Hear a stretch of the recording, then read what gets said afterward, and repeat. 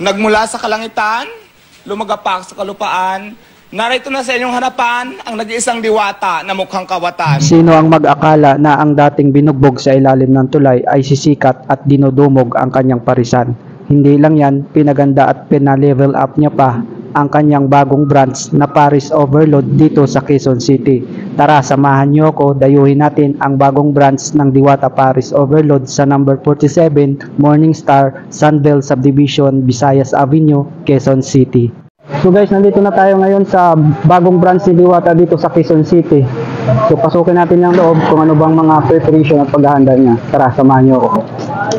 Diwata Family Chicken.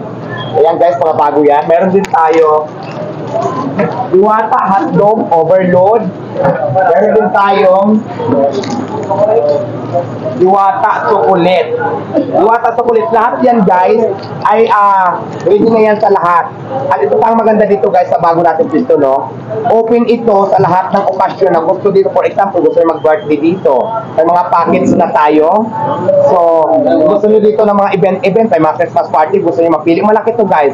Gagawin ko na din to event video kung gusto nyo. So, mayroon tayong mga event packets dito. For halimbawa, good for 100 person, good for 200 person, depende yan kung ilang person kayo. With packets din na yan kung anong gusto nyo isi-serve namin sa inyo. So, mag-register lang kayo magpunta lang kayo sa Facebook ng Diwata Paris Overload Quezon City Branch at doon kayo mag-i-inquire.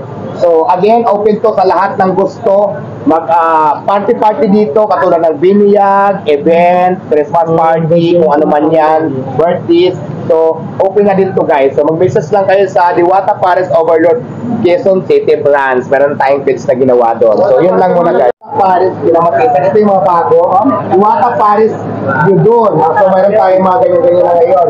At syempre pa, meron din tayong Diwata Lempo, Diwata Rilis Lempo, at syempre meron tayo Diwata Rilis Langulisa, meron tayo Diwata Paris Yudon, Diwata Paris Overload. At syempre, Diwata Paris Chicken Joy. Tapos meron na tayong chicken flavor, sauce garlic, buffalo, mag-add na lang kayo kung na gusto nyo mag-add ng mga sauce na ganyan. Meron tayo mga ganyan. Habang hindi pa kayo ready, naghintay kayo, pwede naman ibigay sa'yo. Habang nasa labita kayo, mamili kayo. Gusto nyo makikita.